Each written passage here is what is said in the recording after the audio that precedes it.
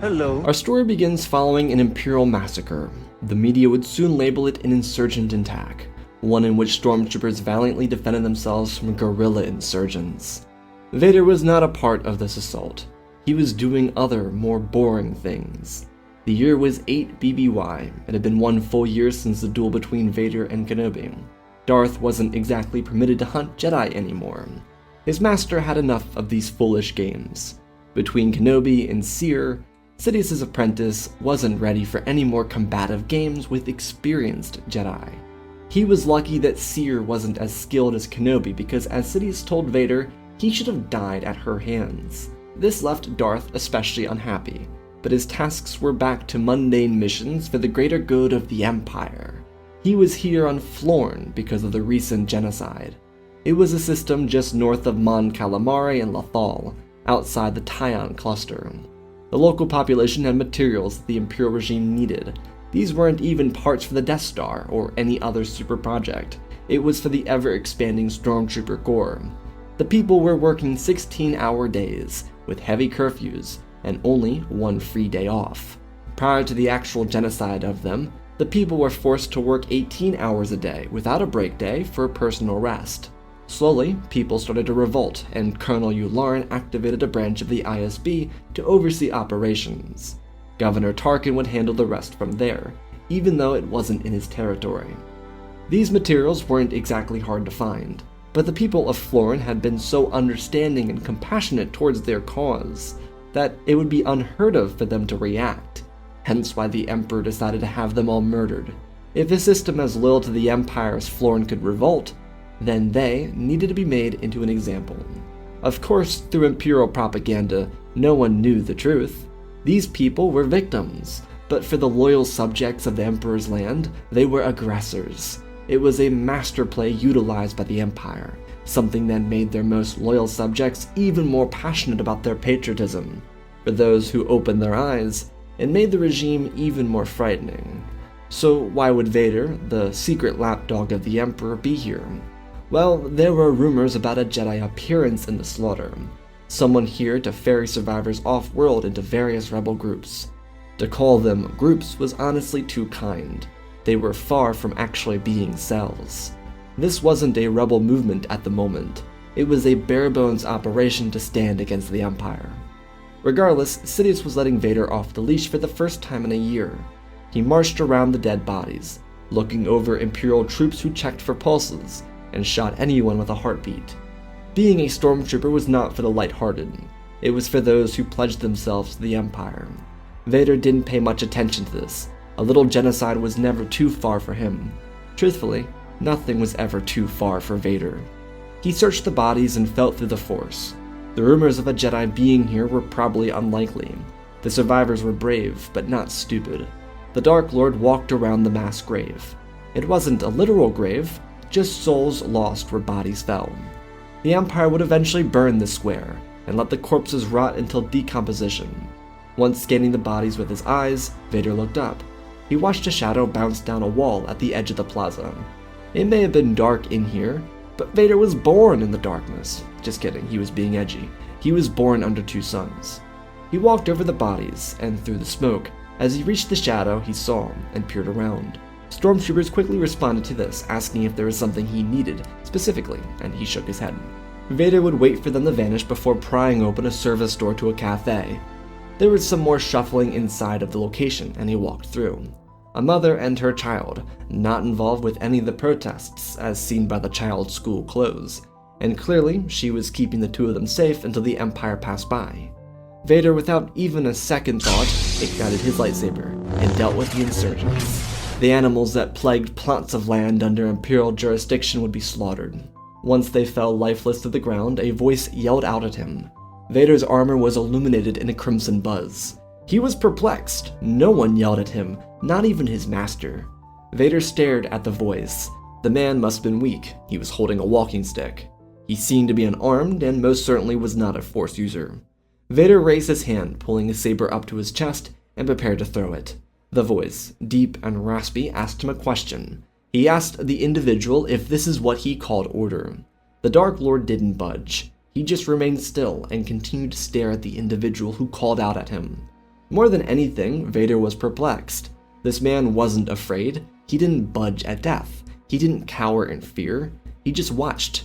Did the man know who or what he was capable of? Certainly this wasn't a Jedi, so who was he? The man's voice buckled as he belted out the same damn question again. Vader's deeper and thicker voice cut through the air finally, telling the shadow that it was an order under the Emperor's will. The man laughed, like he had just heard the first good joke in a long set. He told the hulking creature that everything was the beckoning of Palpatine, and what did they gain from it? Vader was annoyed with this conversation already, but he humored the blatant stoicism of a lone rebel. He raised his lightsaber and marched towards the man, who continued to lean on his walking stick without moving. As Vader got closer, the man antagonized him some more, asking him why he wore his mask. What did he gain from hiding his identity? He was no different than the stormtroopers that cowered behind their E-11s when they slaughtered innocent civilians. Now he was a different color, sure, and he carried a laser sword, but what did that change about him? Vader raised the saber and demanded to know one thing, and it was a question Luthen didn't have the answers to. The question was regarding the hidden path, the one where Force users and Jedi of the past escaped. The irony is, the Shadow Man didn't know the reality. He wasn't a part of that rebellion. His work was much more important, and he told Vader that what he did wasn't cower in front of the galaxy. He worked in the shadows and manipulated Imperial dogs such as himself. Their fabricated martyrdom would only last for so long. Luthen moved his face closer to the lightsaber and gripped Vader's wrist with his bare hands and asked why he was so hesitant now. Vader's breathing intensified as if he'd strike this man down, and right as he prepared to shove his weapon through his body, he stopped. The individual who confronted him still wasn't afraid. He wanted to die. This wasn't some martyr. He didn't save that child or his mother with the blaster pistol in his holster. He didn't holler or yell until they dropped dead. Luthen's eyes showed hints of crimson, not from anything he was doing with the Force, but from the vibrance of the lightsaber in the dark cafe. Vader tried to release his grip, and Luthen told the Dark Lord to get a grip. Vader was fighting for a cause he didn't even know was worthy of himself. He pulled Vader's wrist so close to his skin that pieces of flesh started to sizzle and tear open, before the extreme heat cauterized it. Luthen yelled in Vader's face that he himself had a cause he was willing to die for. Luthen believed in something bigger than himself. He was sacrificing everything for a future he would never see. His voice intensified, but his stature still remained passive.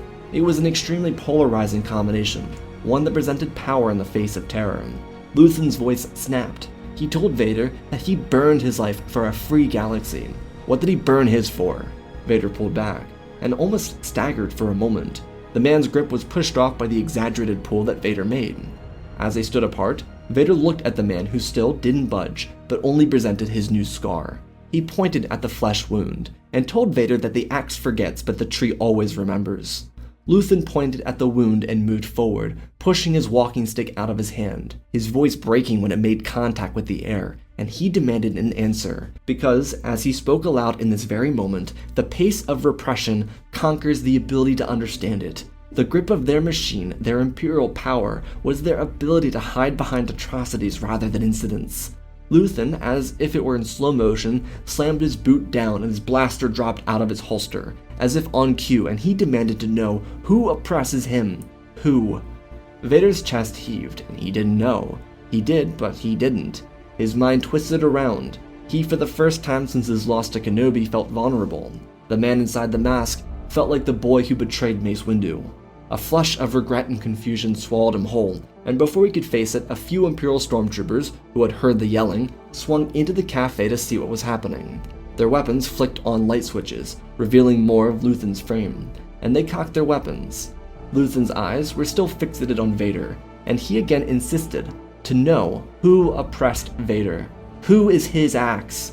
Vader felt a rush through his body, as if anger paralleled with confusion and fear, and he swung his saber around his body and thrusted it through the stormtroopers, who didn't even have a chance to respond in fear.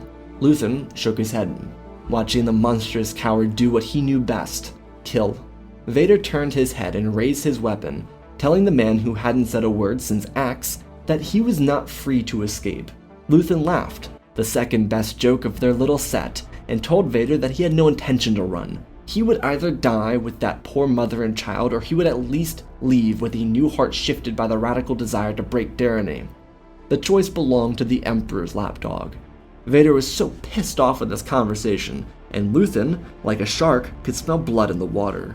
He grabbed his walking stick from the ground and instead pressed Vader, asking this time, if he was in control, then why does his master request constant effort from him? The statue of Vader remained still, and Luthen passed by him, mumbling oppression is the mask of fear. His quiet ramblings, which were entirely audible to Vader, continued, telling, not asking, that the Empire chokes us so slowly, so precisely that we start to forget, we start to notice, because why? Luthen stepped around Vader's still frame, and he said that the need for control is desperate. It's unnatural, and how do you manipulate something into place if it's so unnatural? Vader responded, finally, with something worth noting. It wasn't another phrase he heard from his arrogant master, it wasn't another drill quote forced into stormtrooper heads to manipulate their every move. Finally, something that uniquely belonged to Vader, and it was an answer. You manipulate something into place with constant pressure. If it's not applied, then it leaks. Luthen nodded, but he didn't audibly speak, as to keep Vader going. The Dark Lord wasn't thinking grand scale, he was only so involved with those things. He started to weave what was his own self-centered comprehension into the face of Imperial control. The tyranny, the supervision imposed by Palpatine himself. It was a constant loop, one that pushed new people to the forefronts, to places most Imperials had never been. Vader had seen it all, and even with all of their great power, there were still breaks. Even with this suit, Anakin still found a way to slip out, and without Palpatine pushing him further down the dark path, who would come out triumphant, Vader or Anakin? He turned towards Luthen and deignited his saber, dimming the entire cafe in the blackness. There was no moon, it was blocked out by the Star Destroyer sitting over the city. There were no lights because the Empire cut the power so they could continue their genocide in darkness. Buildings didn't need to crumble, just the will of the people. A people that would face mass extinction. Luthen challenged Vader.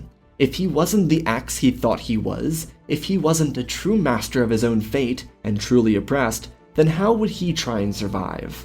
This was the key, because the fight against the Empire was not out of pure spite, but one out of survival. The people of the Galactic Empire could be pushed so far until the suffering became a dismay for those with influence. Those on Floren didn't have such influence, but if the pain seeped deeper into the core, then maybe. Vader told Luthen that their fight was hopeless. It was meaningless because there was no direction. A small chuckle escaped from the rebel's mouth as he critiqued Vader. They saw no direction because of how fat and satisfied they were inside of Imperial command. They couldn't even imagine or conceptualize what sat beneath their greasy fingers. Things slip through, incidents happen, but they all lead to something. What that is was a future. Did he really want to continue serving a purposeless life? He would never be anything more anyways. Wouldn't it be worth doing something so that the sun rose on a future day, someone else could at least benefit from?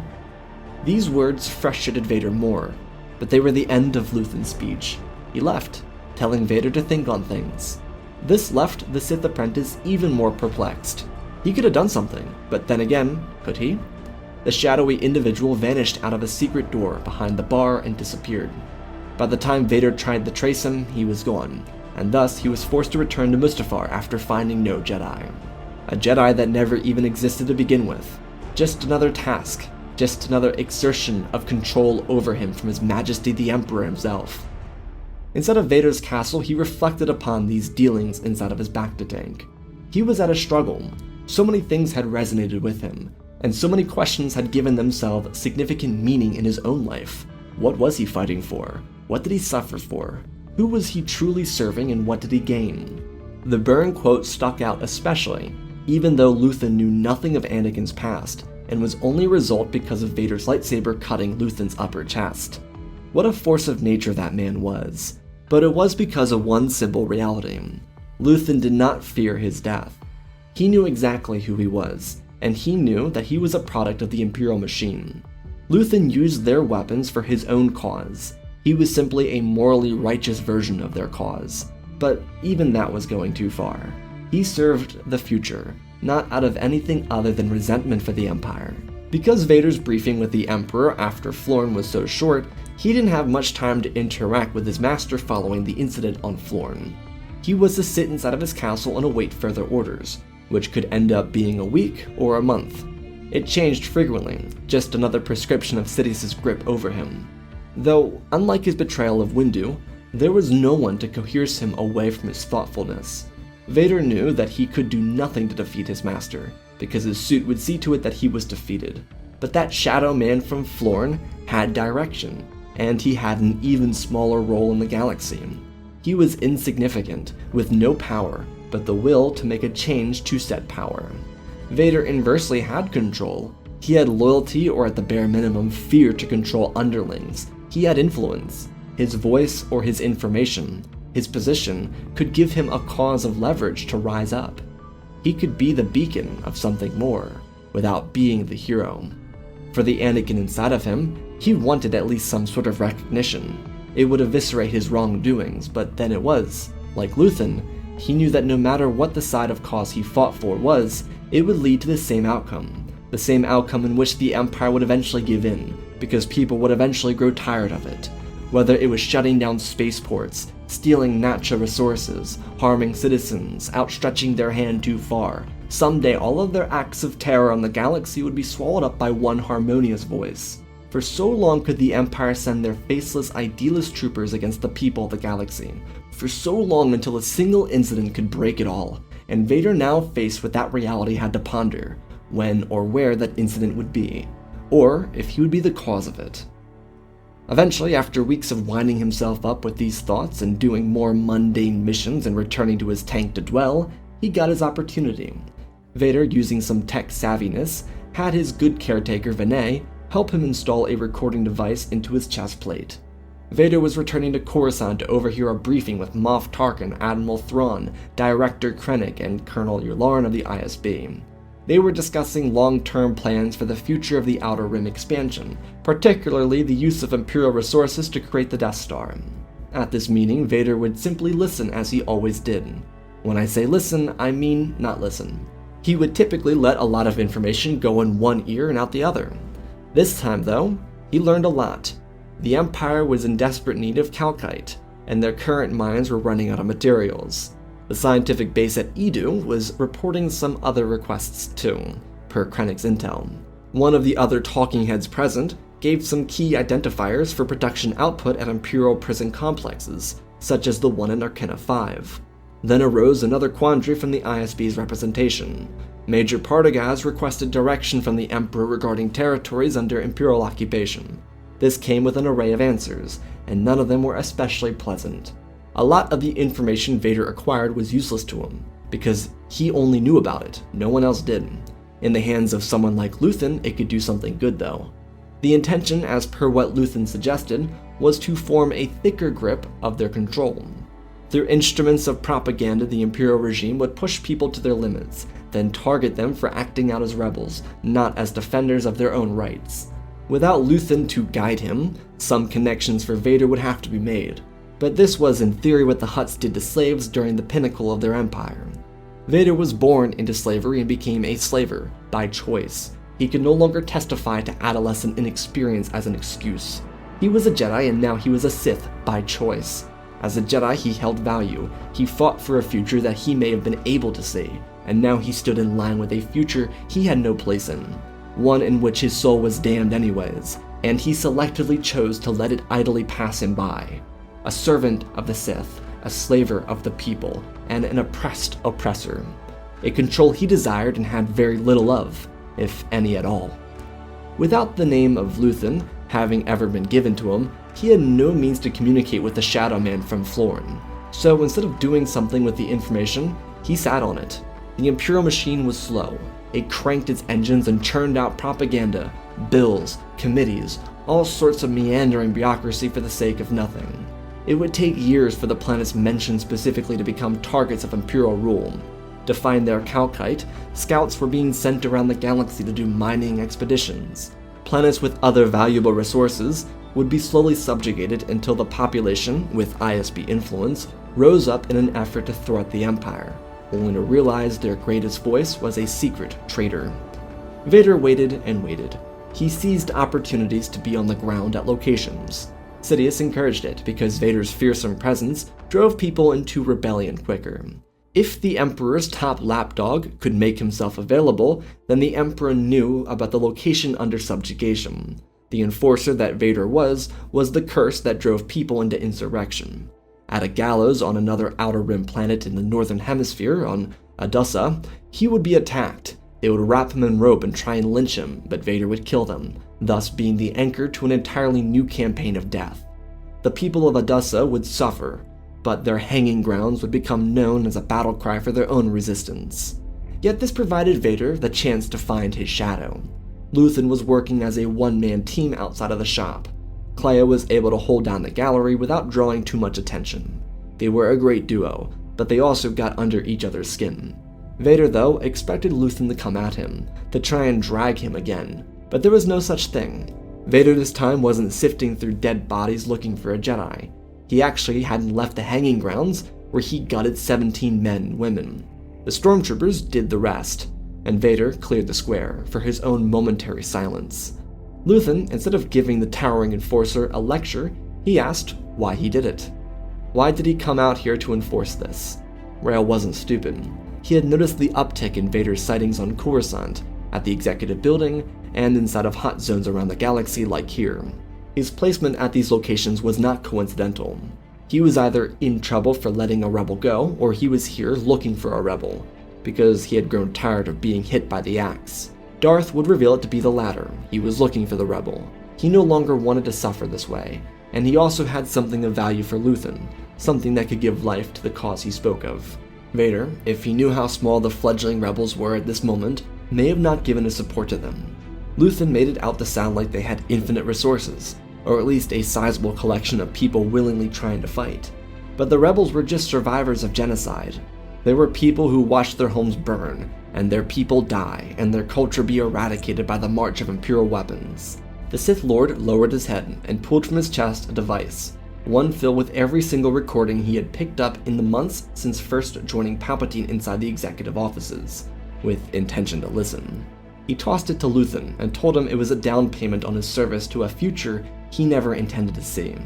The rebel smiled and pocketed the device before giving Vader a code, one in which he could use on Eridonia if he truly wished to aid the rebels.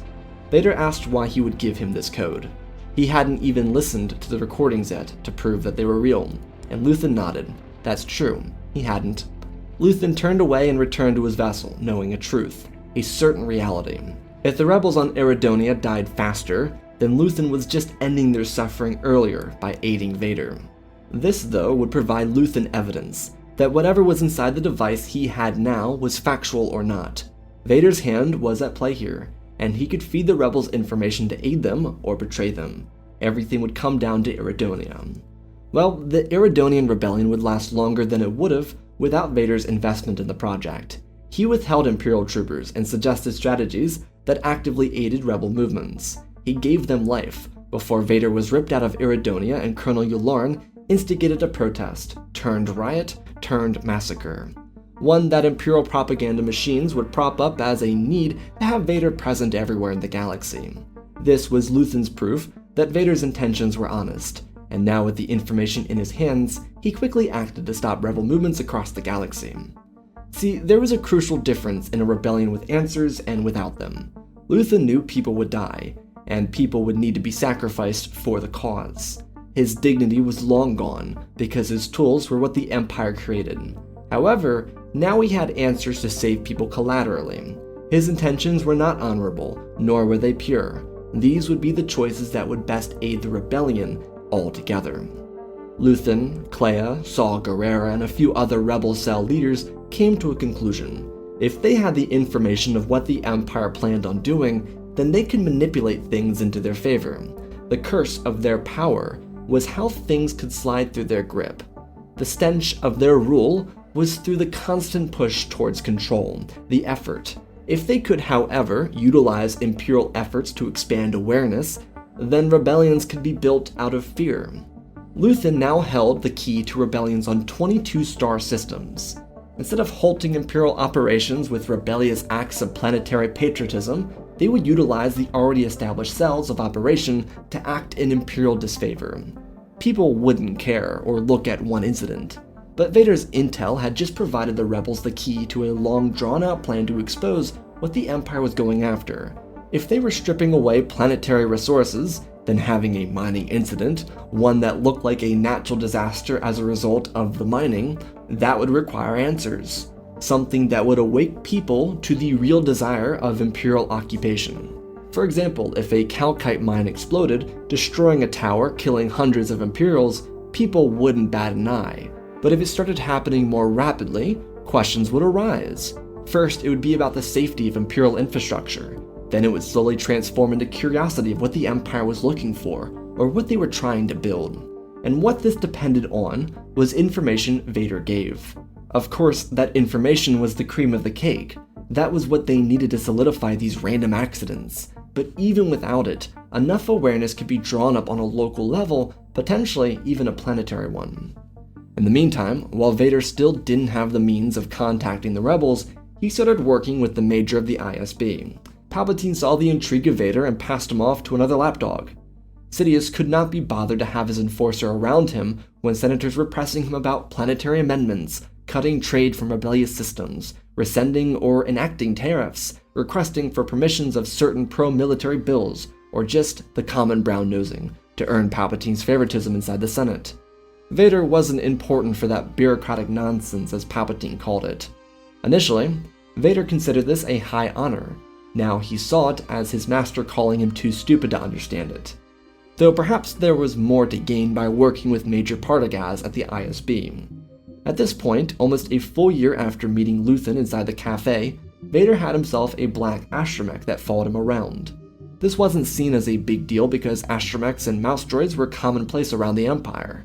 Sidious couldn't care less about this, and it was above Major Partagaz's pay grade to ask questions. This droid, like Vader had been and continued to, recorded information in mass files, so much so that the Dark Lord needed to continue giving it memory enhancements and creating separate compartments within the droid itself to collect, rename, and hold data. Vader's interest in burning himself for something worth fighting for was coming to fruition with each passing day. Every day inside the ISB headquarters, he picked out new information. He sent agents to their deaths, and he gave the rebels something to cling on to.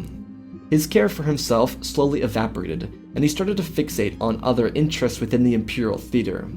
The ISB was the most integral home for information regarding rebel activity in the entire Empire, and yet they didn't have all the answers. The Shadow Man had no name here. He had no presence, and his existence was nothing but fuel for a fire that Vader could not see burning. Not from Coruscant, at least. Not within the shadow of the ivory towers of strength that the Emperor erected in the wake of his regime's birth. The astromech Vader had with him went by the name R2187, and his programming only offered Vader the continuous ability to strike where no one else expected. Data, plans, ideas, briefings, anything the rebels could use were recorded, and finally, the time came. As it had been before, Vader was then directed out towards an actual Jedi location. This was also a location in the shadow of Imperial occupation. The only reason they had confirmed Jedi interference was the death of an Inquisitor with a lightsaber wound, another fallen comrade of the Inquisitorius. Vader was pleased to leave, and he took R2187 with him. When Vader arrived on Krill Door, he hoped to find Luthen, but instead he never found him. The Jedi he did find, and he did kill them. That was perhaps the most ironic thing about all of this. Sidious had sent Vader to Krill Door to ensure his apprentice wasn't slipping into the light. But that wasn't what was happening, so he never thought twice about Vader's intentions with the ISB. It just meant that his apprentice was finally taking an interest in Imperial developments. However, what Sidious did not realize is Vader's slaughter of the Jedi was an identifiable trait of his determination.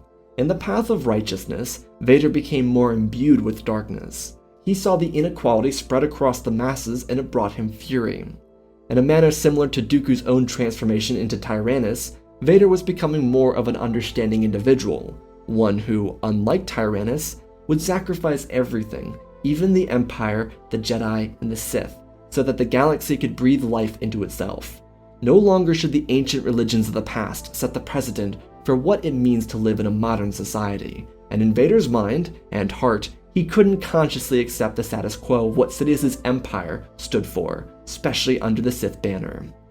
While Vader never saw Luthen during the Krill door situation, there was another individual who was a part of Luthen's team that kept an eye on the Dark Lord.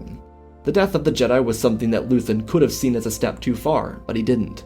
The Jedi were not the cause or purpose of this revolution. They were an added benefactor of Luthen's actions. They weren't fighting. The path helped keep themselves hidden. Their presence in resistance didn't aid the cause Luthen was fighting for, so he didn't care about the Jedi that died, and he had come to the conclusion that if Vader was like-minded in his pursuit in this unseen future, then he would kill the Jedi as he must. Thus, this led to the third interaction between the two individuals. Vader and Luthen met by happenstance. Vader was stopped leaving the ISB headquarters by a drunk, someone who told him to take his suit to a gallery on a certain level of the city. Vader thought nothing of it initially, but about a week later, he decided to investigate. It was all literally a coincidence. But there, he would see what he thought was Luthen's long-haired cousin, but it was just he himself. This interaction was very tense, because Vader should not have come here. It wasn't a safe idea, it would jeopardize everything. So, Luthen walked him through a process. They were going to give him an instrument, an artifact, to give to the Emperor, one that had recently been purchased from another gallery without a description under why it was purchased. It would give Vader the chance to list another gallery as the location he got it from, despite it arriving at this one. The entire conversation was very panicked, because Vader didn't go shopping, and he also never showed himself inside the artistic districts of Coruscant. However, what little talk of the rebellion they were able to get out of each other was the recordings and drives stored inside this R2 unit. Leia took everything she could, as Luthen gave the droid some direction on how to deliver information to their shop without directly coming to it. There was a bodega not far from the ISB headquarters. That's where the droid would go to deliver the information to the cache. The instructions were simple, and the shop owner wouldn't bother checking, as droids were known to pick up mail for wealthy individuals within the district. Vader would be sent out within 10 to 15 minutes of arriving, and no one would know he was ever there, thanks to Leia resetting the security cameras in the area Vader walked through.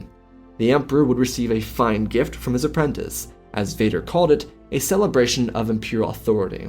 It was a High Guardsman uniform from Lassan, predating the Clone Wars. It was a collectible prior to the slaughter of the Lasat at Imperial hands.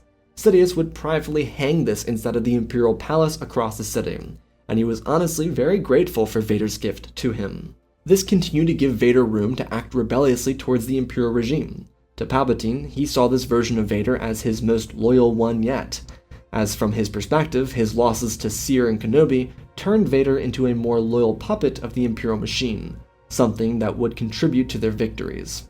But something slowly changed. These weren't immediate changes to the way things were.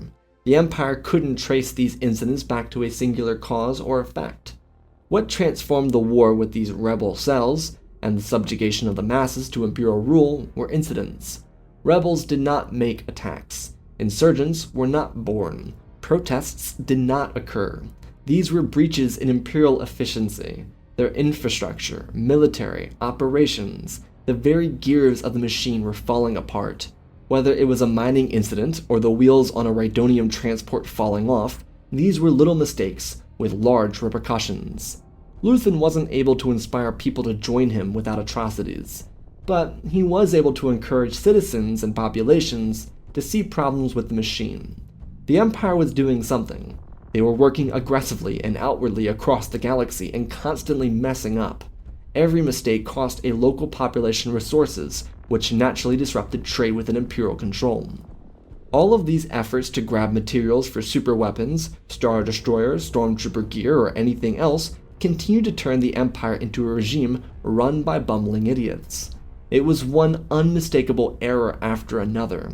But this wouldn't take down the Empire. Something else was needed, and the top security level intel that Vader was feeding the rebels only gave them countermoves, which they took advantage of. The rebels did not need to win all-out battles with stormtroopers. They were not prepared enough to do that. They simply needed to manipulate fate into their control. The Empire itself controlled the fate of the galaxy, but with individuals like Krennic, Yularen, and various other Moffs maintaining a frequent relay of contact with the ISB, all of these conversations were becoming part of the network established by Luthen. Most importantly, they found a voice inside the Imperial Senate. Individuals within Luthen's camp like Mothma or Organa were able to, in broad strokes, communicate errors that directly impacted Imperial loyal senators and their systems. It was a very difficult line to walk, because so much of what the Senate was now were bumbling fools who did whatever the Emperor did to maintain favorability with their side of the aisle. It was a pathetic show of unification for the purpose of re-election, nothing more than their selfish desires for insider trading and payouts, far greater than the average citizen they represented. Mothma and Organa had to walk the line between rebel and hopeful ally, someone who wanted their colleagues to remain in power by doing the right thing for the wrong reason. This was far beyond Vader's interest. His job continued to get easier, and R2-187 was a great ally for him throughout this time. Due to Darth's ability to repair the astromech and add upgrades, he was able to learn if anyone was attempting to spy on him. But nothing came. He wasn't suspicious at all. The rebellion in the coming months was not little cells, but instead entire systems of confusion, radicalization, and fear. The constant failure of the machine to operate made people superstitious, naturally. Propaganda could only go so far if you didn't live there, but these were people in the trenches. They saw the constant struggle that Luthen first mentioned to Vader. Now with the infinite resources of the ISB and the ever so infrequent recorded sessions with the Emperor at their fingertips, the effort needed to maintain the tyrannical state of Imperial authority appeared more brittle than it sounded on paper, because the rebels were making perfect countermoves that didn't apply to rebels at all. The cracks were visible, even for those who kept their heads down. No longer were these mistakes something that could be brushed past them. The grip of the Empire was slipping. They weren't as powerful as the people of the galaxy once thought they were. Their starships and stormtroopers could only do so much, but they were clearly overpaid, because efficiency needed to benefit people, and nothing done by the Empire could be seen as efficient. Incidents that plagued the first few months of contact between Vader and Luthen became recognizable trends that could not be stopped, even with the Empire, ISB, and Emperor working day and night to thwart them. No one from the ISB would suspect or blame Vader for any of this, because the rebels were one step ahead of them all the time. The Emperor had some minor suspicions, but because Luthen never revealed the recordings of Vader's sessions, nothing could ever be brought back to Vader himself. Darth Vader's work as a double agent only continued. Every so often he'd act as an enforcer at a planet, as he was known to be, but these showings were more and more infrequent. He wasn't doing much for the benefit of the Imperial machine, and every time he showed himself, he was just one minor correction to an array of unstoppable mistakes that turned complacency into uprisings. People protested against their own leadership, not the Empire, and slowly, with the fear of losing their seats within the Senate, representatives started to act. The military budget, much of which was assisting the birth of Project Stardust, was cut.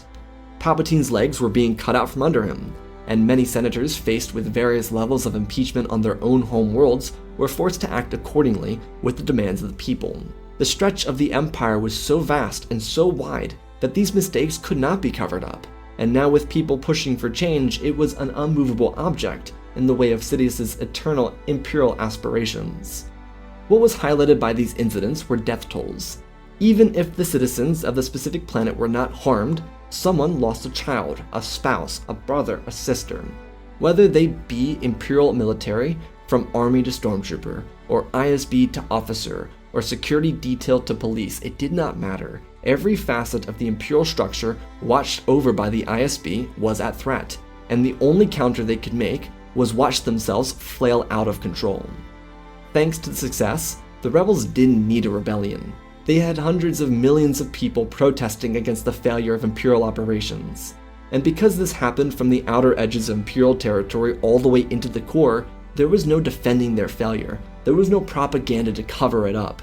The Empire could not pretend like these were isolated incidents or insurgents starting fights with them, because it was everywhere, and there weren't enough insurgents in the galaxy to do that. And when the Empire tried to snap back, the people rallied. This was because the truth that they had tried to manipulate so frequently, the truth which was controlled inside the hollowed Senate chambers, was real. There was no veil to protect the citizens from what they already knew. It was an inescapable reality, and there were not enough stormtroopers in the entire galaxy willing enough to subjugate people of their own home worlds, especially not in the core. The burning light of Palpatine's regime did not explode over Endor. It fizzled out like a dream after waking up. No matter how perfect or serene this empire may have been concocted in his own head, he could never find it again once his eyes opened. That was the tragedy Palpatine's empire eventually couldn't overcome. This was the one continuous voice shared between people, as they realized that the empire was a flawed system that promoted its military use over the effectiveness of its citizens' care resources. Slowly but surely, the Senate turned against his sycophant, and Sidious requested for Vader, Tarkin, Yularen, and a number of his other, most executive and cruel Imperial officers to join him. This group was brought together far from Coruscant.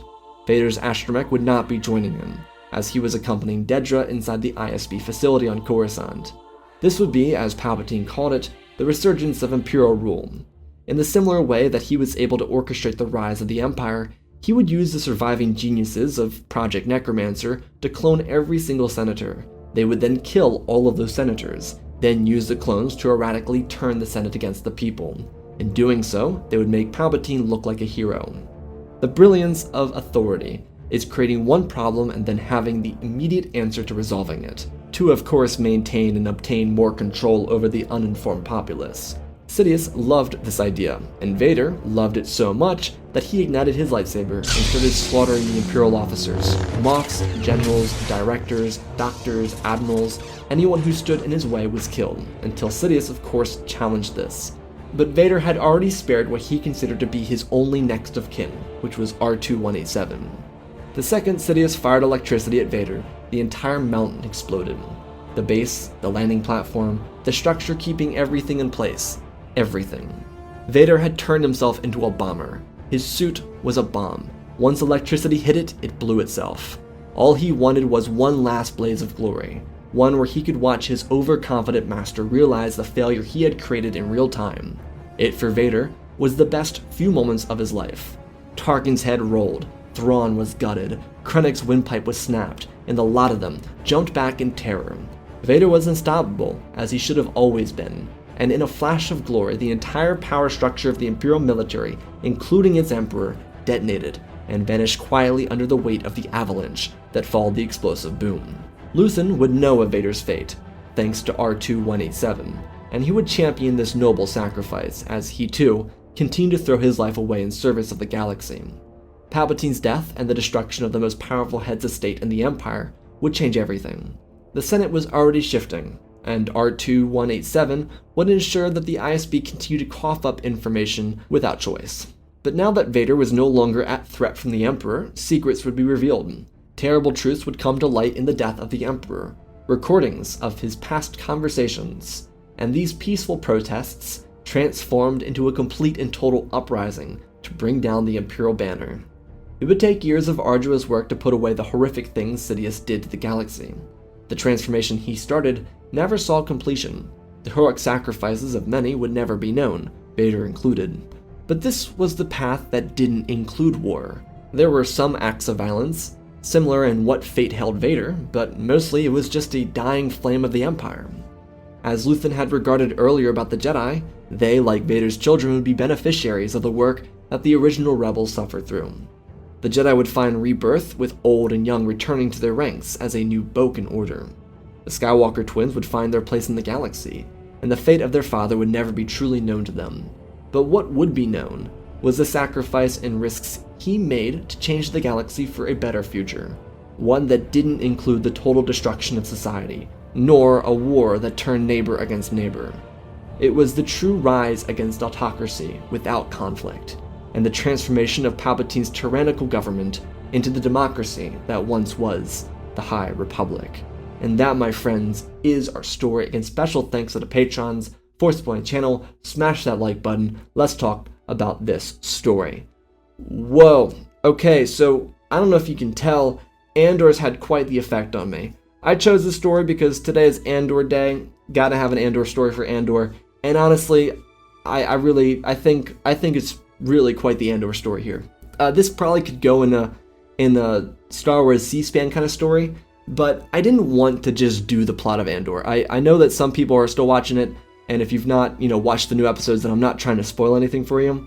And so I tried to take this in a direction of no conflict, and I thought that'd be a very weird contrast because Vader is like, dark and brooding, I'm gonna kill you, and Andor is also very kind of action-based. I wanted this to be kind of like almost the inverse, and the irony of that is that Vader goes completely towards the dark side even further. Like, he doesn't come back to the light, he goes further into the darkness in a way that Luthen kind of is. And then he also helps destroy the Empire by doing a selfless act, and that's by being the last great flame of the Empire. Their era comes to an end when he blows himself up. So, it's a bit dark.